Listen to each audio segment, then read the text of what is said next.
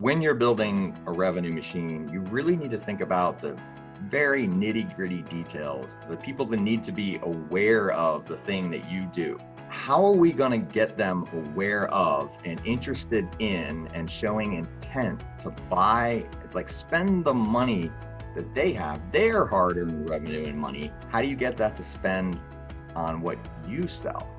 And the answer is that you really need to be very diligent about the systems that you build and the way you reach out to people, right down to the words that you put together, the copywriting, we would call that, words on websites, words in emails, systems to deliver all of those words to the right people at the right time. People may not be aware of what you sell. We've got to tell them, so all that goes into the marketing and the content and all the things that come early on and in a continual fashion, so that when they do discover the need or the real desire for what you do, that you're in the right place at the right time and they buy it from you. You need all the systems, and that would be called CRMs and email sending systems and dialing systems and all the things that would allow you to reach those people at the right time. We build out all of that stuff. Then when they do contact you and they finally want what you're doing, you need mechanisms for them to actually book that time on your calendar.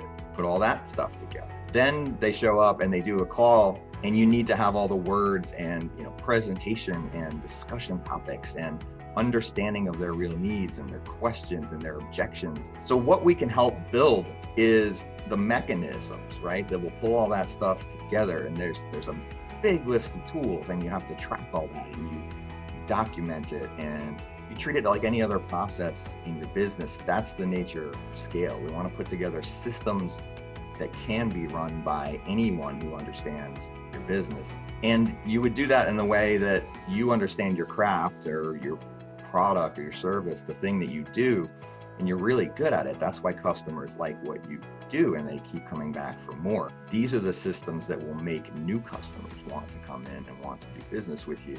Once you have appointments and interest from those customers, there's a whole other set of systems and processes that need to make sure that we get them a really excellent proposal, or they get to click on a very easy link and they get to agree to buy your thing and put their credit card in or send you money. And how should we contact them? What are the touch points necessary to make sure that's a great experience when we ask someone for their money?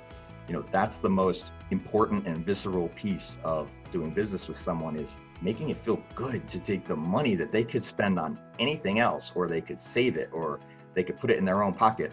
We want to make them feel great about the thing that you do in every touch point that we have with them, so that that money can be spent on what you do and it can shift to your business and your pocket. And then we can provide them with a service that they're glad to spend money on. And so all that ties together into what would be that revenue machine, that revenue system. So it's an amazing experience, and people love spending their money on what you do.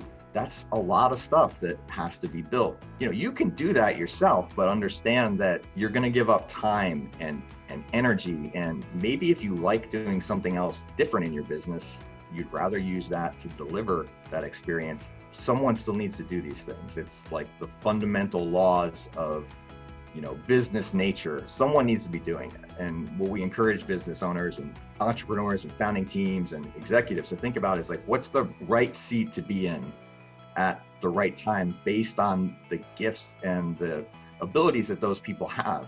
We want to make the abilities available to every business who sells to other businesses, that the right people can sit in the right seats, and we provide the people who are not on their team already, so that maybe selling isn't their favorite thing in the world, and that's okay. You have to accept as a founder or someone who's growing a business that someone needs to be selling at all times. That's a critical seat, and either someone on your team fills that because they like it, or someone is filling it right now because they have to do it and they know they need the revenue.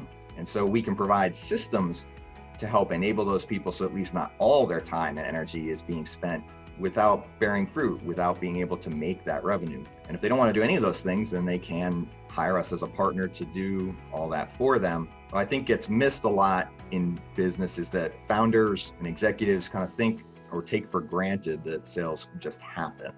And if I get somebody's contact information and tell them once about what I'm doing, they'll remember me and they'll buy from me when they're ready. Or, we just sort of do the basics. And I think if you challenge yourself, you know that's not the case. And in fact, that it takes a lot of work and telling and selling and all the stuff that goes together to get people at the right place at the right time so that you can provide them what you actually wanted to do when you started your business.